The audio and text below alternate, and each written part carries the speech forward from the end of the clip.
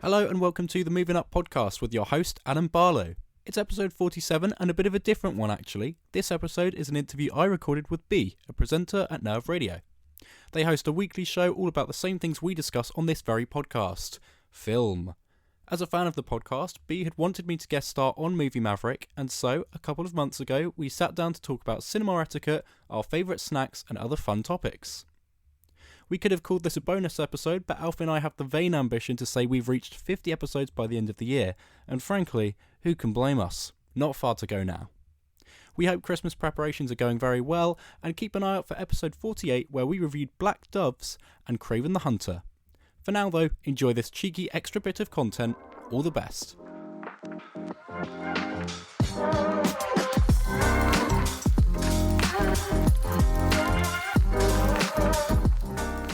Hello there. General Kenobi. I feel like I have to kind of start this off with like a movie theme quote. And I feel like I would be very disappointed if you didn't get that reference. Yeah. It's kind of a rite of passage, I think. It is, yeah. That's kind of how you scout someone out. You just say a movie quote and you hope that they answer it. Yeah. I was walking with my friends the other day and I was reciting some of Wallace and Gromit of all things, and we were just bouncing off each other doing that. What's your favourite Wallace and Gromit? That's a very film? good question. I don't know. I'm gonna give the classic example. Like, I like all of them, but I love them all for different reasons. Yeah. I was always terrified of the Were-Rabbit. No, you make it. I actually like. I can't watch it without just feeling slightly uncomfortable. I don't know what there is about it, but it's that I don't like brain swap stories. That freaks me out a bit. I think partly. Yeah. No, I thought it was just me. I was like, I don't know why this makes me uncomfortable. It just does. It's not like it's a bad film. It's just it gives me the heebie-jeebies. Yeah. It's just. There's something not right in Wallace and Gromit. The town's always a bit empty. I love all the little puns that they use. I love the police officer. Yeah. When he pulls off his hat and it's just a massive bald head. I like that one. Or when Wallace converts back to himself at the very end and he's naked and then Gromit passes in the box, it's just like may contain nuts on the box. So good. So good. So I'm starting a new thing on my show, which is something I want to call the Director's Chair segment. Yep. Where I get different people on and it's like a Director's Chair. We just break down like our favourite movies and we just have a general chat. Awesome. The first question I want to ask you to kickstart this off. When you go to a movie, what is your snack of choice? Great question. Do you know, I'm not too set in my ways. I'm pretty fluid with what I choose. It depends on the day, depends on what you're seeing, I think. Yep. That being said, I kind of draw the line at nachos for the most part. I love nachos, but I think they're so loud in the cinema, and there's a part of me that does feel guilty, and it almost ruins it for you because in your head it's so loud. Yes. With your jaw moving. Yeah. So especially when you're trying to dip your nachos in like the sauce and stuff and you can't see it and you're just kind of like prodding around the cinema like, where is this topping? I do that with the coffee cups as well. I go to the Odeon. I don't know if you're a cinema girl, but yeah, Odeon for me. And the amount of times I have Odeon Limitless, so I feel like I have to say I'm a cinema girl. Other cinemas are available, guys, but whenever I put my coffee cup in the holder, sometimes I overshoot it and I just like kind of my whole arm goes down. I just miss the chair completely. The worst part is when you get to a really quiet thing, like a scene, and you're just sat there just going. Yeah. You know when like the straw vibrates and you're just sat there with an empty cup, just trying to get the last dregs of your very overpriced slushy out of the cup, and you just go. It's the worst. It is the worst. But what's my favourite snack? I'd probably say, I love a pack of Haribos. Yeah. I go to a little to a shop. Yeah, kind of cheap out, I guess, but I can get through a whole pack on my own. When I was younger, I honestly thought it was illegal to bring outside food into the cinema. There is no law. There is nothing that says you can't do that. But as a young kid, I was always hiding my sweets or something because I would feel like it was illegal. Yeah. Totally. I remember the first time I ever broke the law, and I was going with my family to see Last Christmas with Emilia Clarke from like 2019 or something. Yeah. I kind of have I quite like guiltily enjoy that film. It's not great, but I like Emilia Clarke, so it's a fine film. But I went in with 2 tubs of Quality Street, which is the most obnoxious thing you could ever bring in. Especially when you open the tub and it's made that. Yeah, and then we I can't even do the sound, but you know the thwop sound. Yeah, and Oh no! I think it must be my parents that decided that because I was way too scared to do something so outlandish. But yeah, it was a nice treat to have. I've seen a TikTok where someone's like, I think it's a trend. I don't know, but I've seen people bring like KFC buckets in. I've seen someone build a whole cake in, including with like plastic cutlery that they've been just eating this cake in the cinema. I find that bizarre, but also I applaud you for being so creative. Yeah, that's quite unhinged.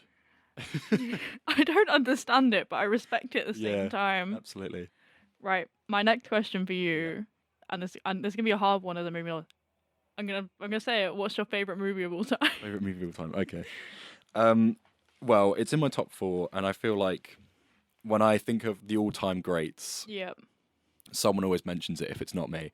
Jurassic Park, I think. Yes. If push comes to Any shove. particular favorite of the series? Obviously the first one's the best, but I actually am a huge defender of The Lost World, the second one, where they go to New York. Is it? No, whatever American city they go to at the end, and the T-Rex is rampaging through. It's just got more Jeff Goldblum in, which I think is always going to be a good thing. What more could you want, though? Yeah, but I think my opinions with the Jurassic Park franchise are a bit skewed. So obviously Jurassic Park, The Lost World, they're my top 2. Yeah. Then actually Jurassic World Dominion, and that is purely for nostalgia and the fact that they bring the whole cast back.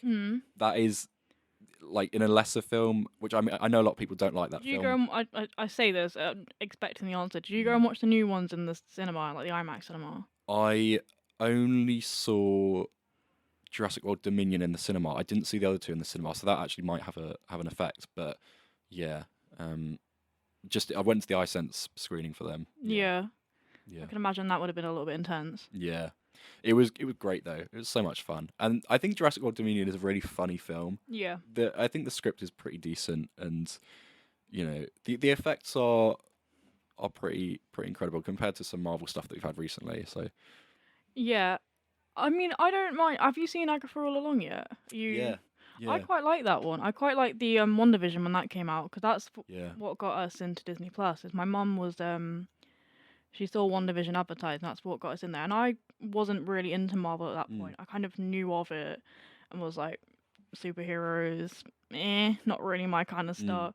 And I watched WandaVision, and I quite liked it. I love the cinematography and just the way that it's all been shot, and how they kept very true to how they would film each show at the time. Yep. And I love the fact that they got Dick Van Dyke in when they filmed the very first episode of WandaVision. Yeah. They were referencing the Dick Van Dyke show, and he was giving them pointers and stuff. I love Dick Van Dyke. Yeah. He's one of the celebrities that I would very much like to meet, just to sit down over a cuppa and be like, right, tell me everything, please. He's so sprightly as well. I mean, he's what, 98, I think. 98, yeah. He's won I think it's a daytime Emmy that he won recently. But I just still love it. I think he can do pull-ups still and stuff like that. Like he can. I've got a job to do about 3 now, and I'm 21. But jeez. Fair play to him. No, I would love to meet him. Yeah, I hope that happens one day. That'll be amazing. My next question for you: do you have like a favorite movie genre, or do you kind of mix and dip into different types of genres? I'm very much a mixer. I love comedy. Comedy is my absolute favorite thing in life. Like making people laugh is one of the most special things I think you can do. I feel like you would like the film Singing in the Rain if you haven't seen that one. Do you know, it's a big blind spot for me, so I do need to see that. It's got a whole section in Singing in the Rain with a song that they call Make 'Em Laugh, and it's just, I can't remember the actor's name in it now, but it's just him pulling loads of these gags and like running into walls and running into doors. I feel like you would quite like that. It's like the golden age of Hollywood at the time, and like talking pictures and stuff. It was one of the first talkies, wasn't it? I think it was, yeah. It's got not Gene Wilder. This is pushing my knowledge now. Gene Kelly, not Gene Wilder. Two completely different people. Although Gene Wilder as Willy Wonka and Singing in the Rain would be quite funny. That would be You lose, sir. Yeah. Wild. So I mean comedy is really my favourite genre, I would say. Action, rom-coms, I'm a big rom-com person. But then also like I love a naughty drama. I don't know if there's a name for this genre, but any film that is about people that are experts and hearing them intelligently talk about something, I find really interesting. I think it's got that lecture type feel. Do you I don't know if it's got a name actually, or it does. I can't think of it top of the head. I'm not doing too well with recalling stuff today. I can recall stuff like outlandish, but like any other stuff, Yeah. no. Yeah, always the way. But I mean, films recently that come to mind of that type of genre, I guess, would be like Air, Blackberry, yeah, just like films with experts in them. Do you know what I mean? Like Social Network. you might quite like Lesson Than Chemistry. It's not a TV, so not a film. It's a TV series on Apple TV. Yeah. But it's based on a book by Bonnie Garms, and it's been a bestseller, popular book for a while. I've got it in my bag actually. That I'm slowly making my way through. And it follows a woman in the 1960s, and she's like a chemist, and there's a lot of like misogyny and sexism at that time. But she's a chemist, and she goes on this TV show, and she basically teaches everyone how to cook and teaches chemistry at the same time. It's a science fiction, is how I describe it, but it's not like aliens invading or that sort of thing. It's like a fiction with so many elements of science in it. Like it's like you can follow it along and be like, oh, that's kind of cool. Oh, that's how that works. I've learnt more about carbon covalent bonds from this book than I have done in my GCSE chemistry. But it's a very fun read. It's slightly challenging at times, but I do quite enjoy it, and it's got Brie Larson as the main character. Yeah. I love her in this. I think she does a really good job of portraying the main character, Elizabeth Stott. So if you haven't seen it, I recommend going and watch that. It might be up your street. Nice. I'll make a note of that. That sounds good. Do you have any embarrassing cinema stories? Like, are you one of those people that kind of have their brightness up on their phone when they're in a cinema? I can see you laughing. I off the top of my head, what's the like? I don't know. I can't think of a. Have you walked in late to a film or something? I mean, we all have. I mean, what's the latest I've walked into a film, for example? Actually, one recently that happened to me. I went to see a film called Between the Temples, which has Jason Schwartzman in, and a few other actors that I didn't recognise. But I'm a fan of Jason Schwartzman. I was like, oh, comedy, trailer looked good, and a sweet spot of about 90 minutes. I'm like, I'm in. So I went along. It was a sort of matinee, sort of 2 p.m. type showing, and I saw on the app that it was a silver screen one. So it's aimed at at like over 65s, I think, and they get coffee and food beforehand. I wasn't offered that, so I'm a bit bitter about that. But it's fine. But I walked in, and I guess they just don't do as many trailers for these types of screenings as the audience are older, and maybe, I don't know. I don't want to speculate here, but maybe they have issues with their bladders. I don't know. There's got to be some sort of reason for that. But instead of playing the usual sort of 25 minutes of ads and trailers, about 8 minutes in, the film was starting. So I thought I had plenty of time. I got a coffee. I actually got there early. I was like, oh, I'll get a coffee. I'll get some food. Why not? Walk in, happy as Larry, and the actual like BBFC rating is on. I'm like, last minute Larry over here. But and then you got to do the awkward, like, oh, excuse me, sorry, that's my seat. Sorry, pardon to interrupt you. Sorry. Yeah, and I was the youngest in there by at least 50 years. Oh no. And I remember looking out. I was about 3 rows back from the main bit of seating, not the recliners. And I remember looking out, and as the film started, it was quite a bright shot, and you could see just the screen really reflecting noticeably off their like white and silver hair. Oh, no. And it was really wholesome, but I'm like, what a bizarre scenario I'm in. But yeah, I think my most embarrassing one was at the time when Jumanji 2 was coming out, the new one, and I think that the person who sold my family tickets had mixed up the times. So we went into the cinema expecting to sit down, and we opened it up, and there was a film showing, and now we thought there was just a trailer. So we were just like, oh, it's cool, we can go sit down. Not realising that this cinema was packed full of people.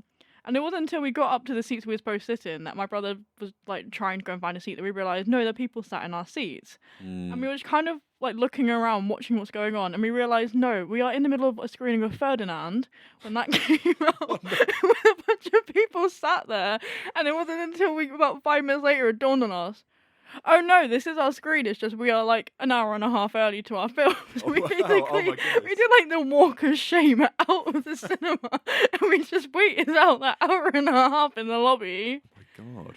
I don't understand how that happened to this day that it got so muddled up. That's but wild. Yeah, I thought you were going to say like it was just playing the trailer, but no, that to No, be an hour and a half it was the early. end of Ferdinand when that came out. I can't even watch that Wow. movie without thinking of. I haven't even seen Ferdinand. I Mm. refuse to watch it after watching the very end. Rightfully so. Yeah. No, I don't recommend it. I recommend actually looking at your ticket Mm. and checking the time before you go into the cinema. Yeah. That's why I'm so paranoid now. I triple check. I go into the cinema and I'm still checking that I'm in the right cinema on my phone. Yeah. But that is my embarrassing story. That's a good one. That's a good one. If you could like have your own life made into like Mm. a biopic, who would you cast to kind of play you in the biopic? I've seen this question pop around and I quite like this one. Yeah, it's a good question. I'm trying to think who looks similar to me. I've seen people that cast people don't even look like them, just actors that they think would be really cool. Well, yeah, that's it. I mean, I think Oscar Isaac's a phenomenal actor. I think he should be in more stuff. Whenever he pops up, be it a blockbuster or a film like Ex Machina, whatever he's in, I think he's excellent. So I'd be flattered to have him play me. But in terms of who I look like, I've been told I look like Mike Feist, Oh no. which I kind of see, but I'm not too happy about it. I think Mike Feist is a fine actor. I think he's got that mousy look. I don't think I quite have that. I don't know if you can vouch against that, but I would like Josh O'Connor to play me actually, That is a good shout. because I adored Challenges early this year. So having Josh O'Connor step in, that would be cool.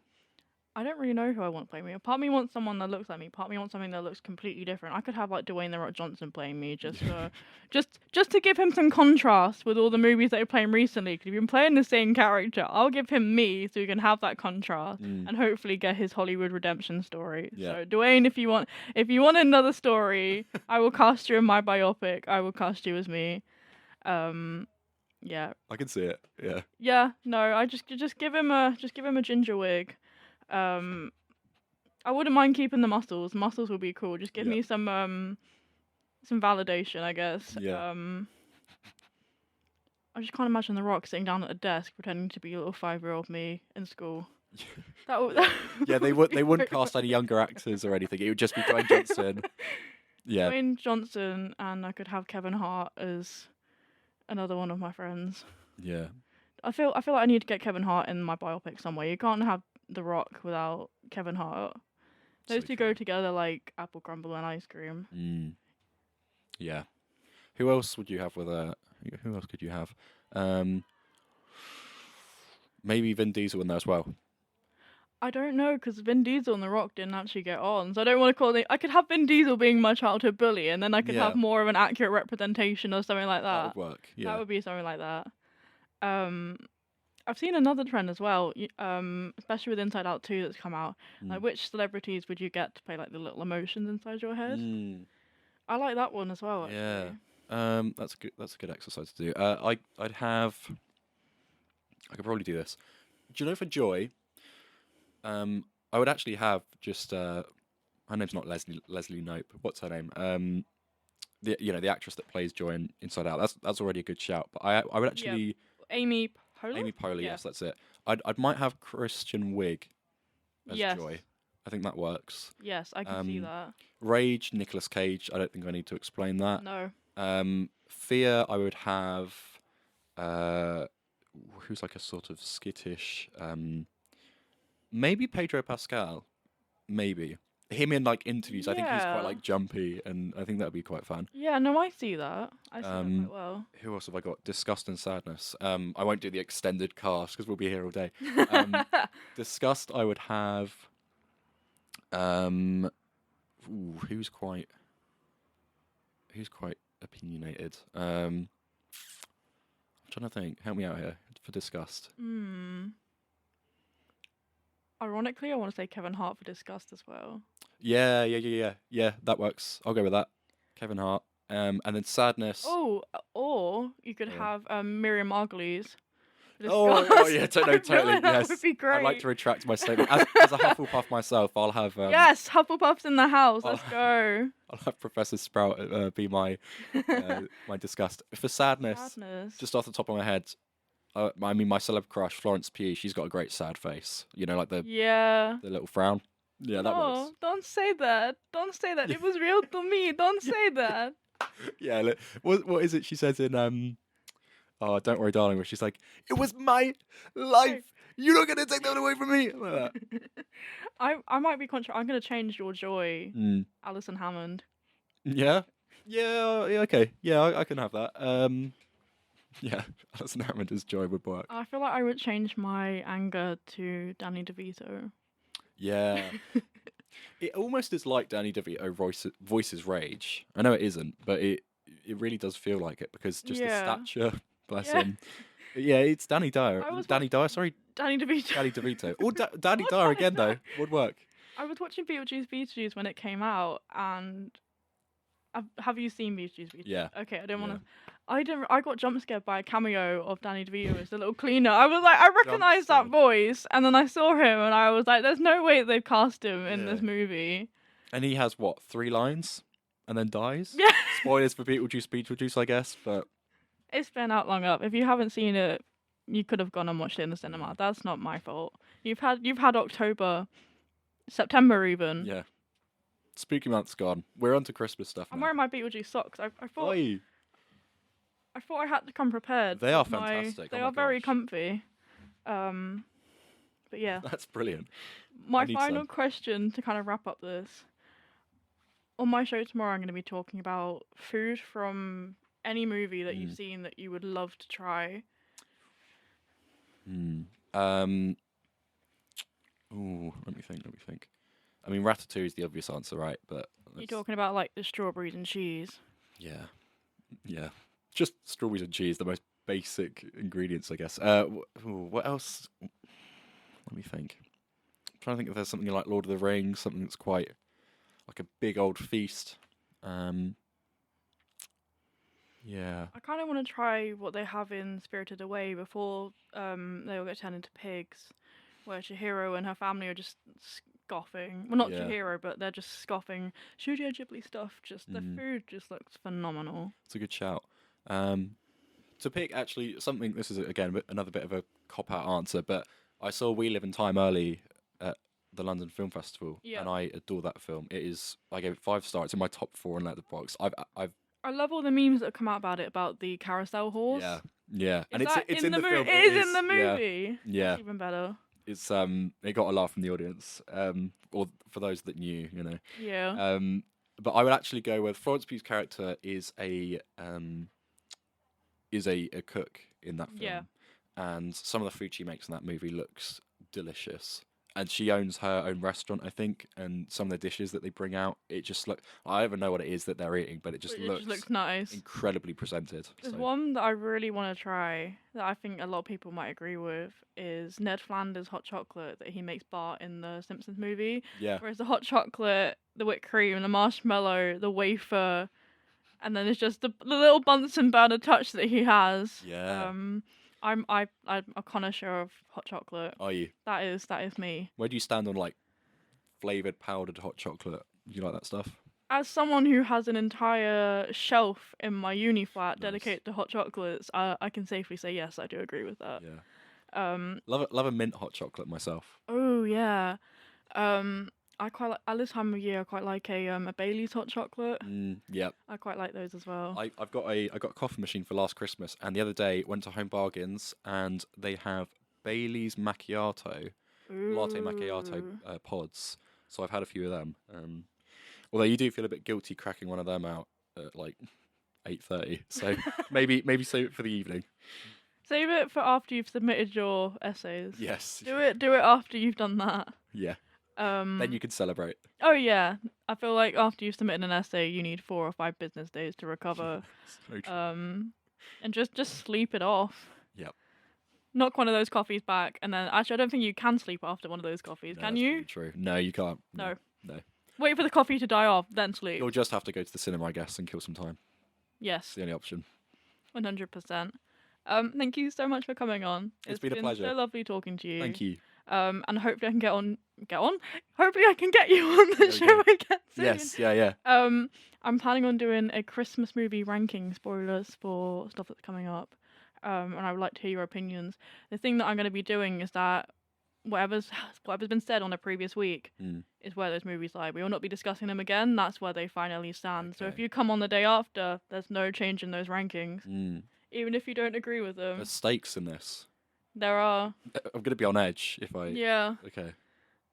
If Scary. anyone puts Home Alone anything but an S tier, Yeah. It's not a perfect film, I wouldn't say, but I mean it's like, a perfect Christmas film. nostalgic kind of Christmas value. Yeah. Rewatchability through the roof. Yeah. Yeah. But yeah, thank you so much, and hopefully we can talk again soon. Thank you.